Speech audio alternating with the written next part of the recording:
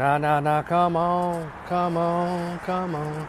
Na na na na, come on. S S S N M M M. Used to be bad, but I'm perfectly good at it. Sex in the air, I don't care. I love the smell of it. Sticks and stones may break my bones, but chains and whips excite me. I used to be bad, but I'm perfectly good at it. Sex in the air, don't care. I love the smell of it. Sticks and stones may break my bones, but chains and whips excite me. Nah, nah, nah, come on, come on, come on.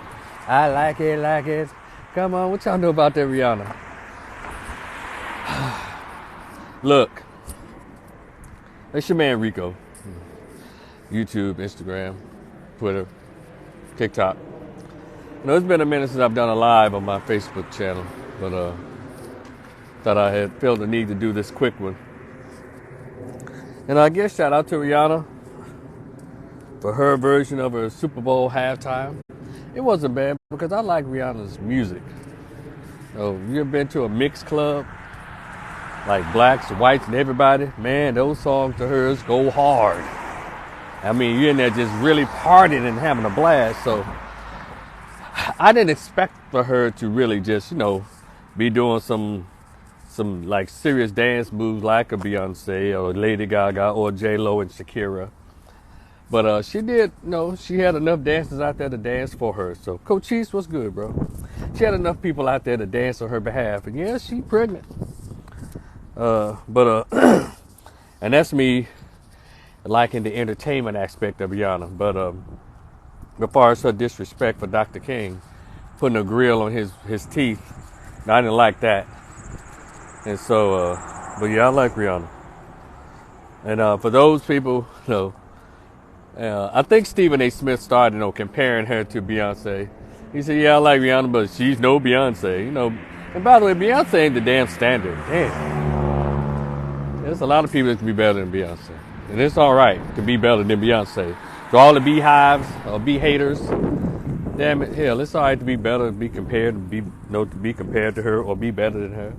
If y'all haven't noticed, she's over 40, she's slowing up, and it's natural. She won't be able to thrust that monkey the way she did when she's in her 20s and 30s. She'll be able to shake it a little bit now because she's getting on into her 40s. And it's expected. When you get a little older, you can't do like you can when you're in your 20s and 30s.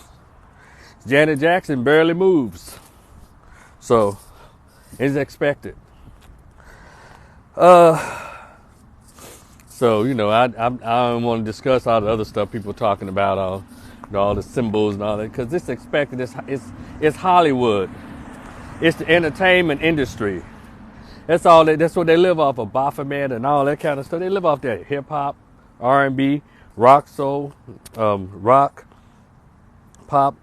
Hell, if you watch the Grammys, which I didn't watch, I went on some YouTube videos.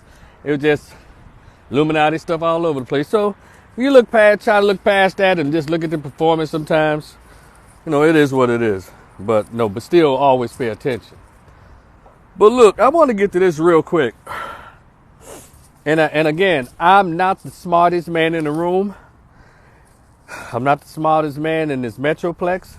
I wasn't the smartest man in my hometown of Memphis when I lived there. I wasn't even the smartest man in my university. Shout out to Grambling State University, by the way. But sometimes y'all make me feel like I'm the smartest man in all those places I just named. And let me give an example. Now, Patrick Mahomes, he just won, I guess, his another Super Bowl. And I saw on somebody's page where he's been named the first African American quarterback to win multiple Super Bowls. The first, to win multiple Super Bowls. And I said, here we go again. And I'm going to speak slowly because I want y'all to hear me. Again, I'm not the smartest man in the room. But I know one damn thing. I didn't flunk 8th grade biology. I didn't flunk 9th grade home ec either. Shout out to Cypress Junior High School in Memphis, Tennessee. Tino Cuzzo, what's good? I didn't flunk any of those things. You know what both of those things have to do? What they have in common? They both do what's called measurements. In biology, it measures you genetically to see what makes what or who makes who, right? In ninth grade biology, you measured ingredients. In ninth grade home ec, you measured ingredients. Let's say if I took a cup of flour and I took a cup of sugar, it doesn't make the entire cup sugar. It makes it a mixture. So Patrick Mahomes has a black daddy, and he might need to do a DNA, because a lot of times when y'all have these biracial kids, a lot of times y'all be need. Sometimes a lot of y'all need to do DNAs. I don't give a damn what you say. Some of these kids be anyway. Y'all need to do some DNAs around here. So they've been showing a picture of Patrick Mahomes, his daddy, skinny baseball player guy, Patrick Mahomes, I guess. He's a very obvious black man with that little pale baby in his arms. And then Patrick Mahomes has a white mama. So again, when I just say about home ec, you take a cup of sugar and a cup of flour. It doesn't make the whole cup sugar. It makes it a mixture of flour and sugar, right? So how come we don't understand that very simple concept when it comes to race?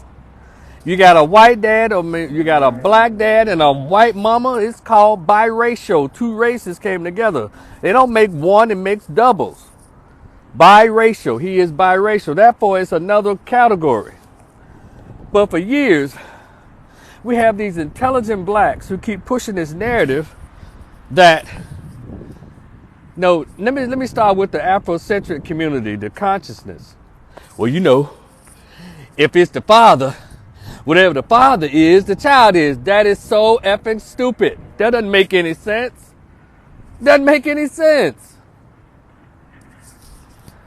He's still biracial. So the record books are showing again that historically speaking, another biracial person has taken black honors. Go back over the years. The first black actress or African American actress to win the Best Actress Award, Academy Award, is who? Halle Berry, who has a black daddy and a white mama. So we're beat out of that again. We don't even know how we just be giving away stuff that rightfully belongs to black people. And we let this racist society tell y'all what's black. It's very interesting. Even though a child is half white, they never call the child white. They always call it black. Y'all ain't never thought about that? Because one thing I like about white people, there's quite a few things I like about the white race and the white community in this society. They know exactly what white is.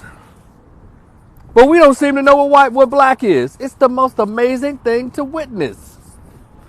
So let me say it again on the most elementary level.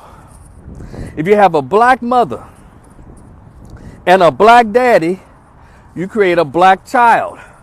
If you have a Chinese father and a Chinese mother, what do you create? A Chinese baby.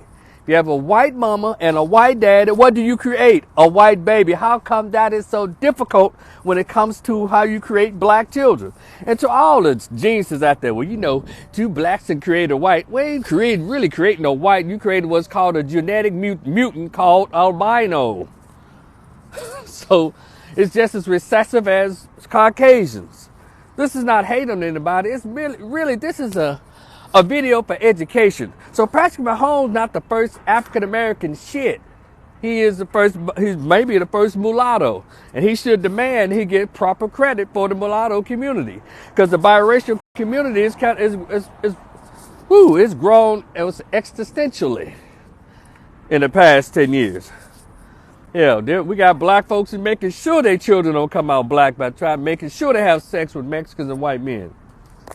And white women and Hispanic women and Thai women and all kind of non-blacks. So you creating a new category. You've created another category. Again, for those of you in the back who didn't hear me, Patrick Mahomes is not black. Go look at his family photo in his house. You see anything black in his house? His wife is white. His children are clear. You understand that? Damn. I know when I 8th grade biology at Cypress Junior High School, my beloved North Memphis, come on somebody. Hallelujah. I know I passed with at least a B. And people are playing games because black Americans seem to be so desperate to have allies. And I think that ally stuff started by the women. One thing about black men, we stand on our own. We don't need nobody help because we're man enough to do what we need to do. But the women always say we need allies. Allies. Okay, there I am. Yeah, I remember, and I used to be ignorant like a lot of us are today too. I used to be ignorant like that. Let's go back to the early 90s when Mariah Carey was doing I Have a Vision of Love. She carried a little skinny mixed chick. And I think during the time she was singing, ooh, baby, come and rescue me, ooh, baby. I think during that song, people, black America, mainly black women, were trying to make this woman call herself black. And I was one of those who was yelling, yeah, what you talking about? You black, you black. And she kept resisting and denying, no, I'm not black. And so over years, when I wasn't ignorant anymore, I said, damn, I owe Mariah Carey an apology. She was trying to tell these destiny out. Damn it. I think, did y'all hear the part I said about identifying, how identifying not the same as genetics? If you did, let me know. Throw your thumbs up. So we have to stop all this identity crap. And also politically, when we don't identify as black people, it hurts us politically. You know, and again, Patrick Mahomes is not black. He's biracial. Happening now. There it is. Okay. I'm about to do this whole thing over. Problem with the immigrants claiming to be black when it's convenient for them. Yeah, we got a lot of Haitian and African immigrants that come over. Some of them they I'm not a black American, I'm African. Okay. And all of them look like, look like they're in the movie Roots, in a TV movie Roots.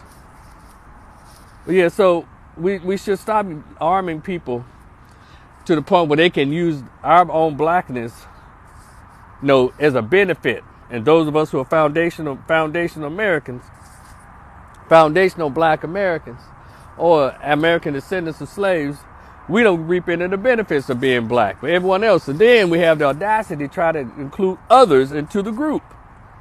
Damn. Whew. But anyway, I just want to let y'all know. Stop calling biracial people black. Call them what they are. I don't give a damn what they identify as. I don't care where they grew up at. Because your geographical location can determine your mindset. I get that. But it does not change your race. You got a lot of white girls that grew up in the quote-unquote hood and made way more hooded than Tasha. But she's still a white girl. She still got the benefits of being white. Yeah. Y'all don't think during the days of segregation, there was white women fooling around with black dudes, but when the police came around, she was able to put on her whiteness, benefit from her whiteness? Y'all act like y'all don't read any history. Stuff hasn't changed. Because your mind may say, well, I grew up in the hood. Yeah. Those my people there. No. Still white. And if I grew up in a very white suburb, so no, I'm just not like that. But when the police pull you over, you still look like Don Cheadle to the police. Anybody else? For those of you who want to say, the world sees him as black, as what the world of society sees him as black. Well, that's racist.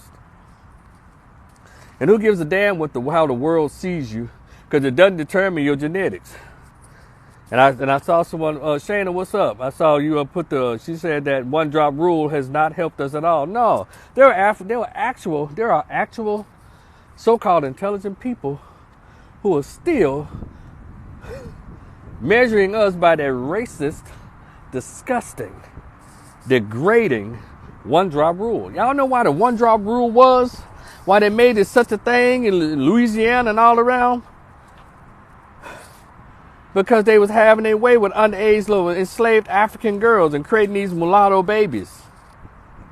And one thing, again, when I said earlier, one thing I like about white folks in this society, they know what white is.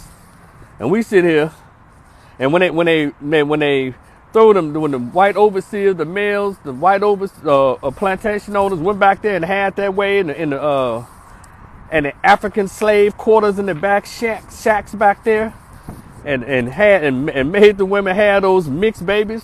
Where you think those mixed babies went? They left them back there in the shack until they got old enough to breed them out or to put them in the big house, as the folks in the South would say, in the big house. Yeah, they had it just a little better, but they still got breeded out too. But they left them back there for the African women and the African people to bring into the fold. Take for example the movie Queen, Alex Haley's Queen, story of his grandmother. Halle Berry played her, right? Halle Berry, the character Queen, was doing all right. She was able to move on through white society during the antebellum South until, because the other mulattoes moving away and pretending to be white, and doing and making it. As long as their secret didn't get out. But then she even got so far as to become the fiance of a high-class white man. I don't know if he's in the military or he's part of the political establishment in the movie. But she was trying to hold on to her so-called moral standards and with her virginity. And he was trying to, kiss her and maybe, get a little nookie from her. She was like, no, not now. No. He said, what's wrong? I'm your fiance. No. He went on, pushed up on her. She's like, stop, wait. That's Negra. He like, what the? Bitch, is you serious? His whole spirit changed. He thought she was a white woman. He was handling her with care and gentility when he thought she was a white woman. But then she said, wait, I'm Negra. And his face turned into a KKK member in an instant and beat up and raped and took her coochie. That's what he thought about her. So he raped her and took her coochie. And left her there. She walked out of there. And the other mulatto woman played by, what's her name? She played on, she's another light-skinned lady actress, biracial actress. I think she played Malcolm X's mother. She like, girl, what's wrong with you? You gonna blow up the spot? You out here trying to hold on to your precious virginity? And I'm out here, I've been here all this time. You brought your ass here. Talking about how special you are, and so she went to like, nah, I got to leave. These folks gonna suspect me too. Yeah, go watch the movie Queen. And so, find it somewhere, Amazon or somewhere, Netflix. But yeah, we're gonna have to get it together as a group in this country. And there's no disrespect to anybody. We can go even farther to the folks that are labeled Creole. Creoles are biracial people. Because they're a mixture of little African girls, 10, 11 years old, and those French, because Louisiana was a French territory. So the French army, the plantation owners used to have their way with the little 11, 9, 10, 12, 13-year-old little African girls. That's how you got what's called the Creoles. But one thing about it, y'all not paying attention to, they had this thing in America called the Brown Society. Then in South Louisiana, they had the Creole Society, where both groups of mulattoes and biracials were a society above actual dark-skinned or black people, actual black people. They had what's called bourgeois. They were part of the bourgeois class. So y'all right here trying to make these biracials black. For the past 75 years or longer, they've had their own class. Go look up the Brown Society. Go look up the Creole Society in Louisiana. And they still act that way today. Shout out to Southern University. But anywho, that's just a little history lesson, and I need us, and the history lesson needs to be for us, because we don't understand a damn thing. When did we stop reading books? When did the black race in America stop reading books? That's the problem I have. When do we stop reading books? Can we just act just as ignorant? Bob Marley said, if you don't know your past, you don't know your future. And what else? They said, if you don't know the teachings of the past, you're deemed to repeat them in the present. And we're just repeating old stuff. We act like we don't have good sense.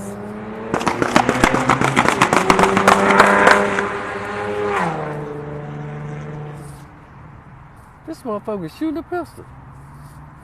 Riding down the street. I thought it was his regular car. He was literally stupid.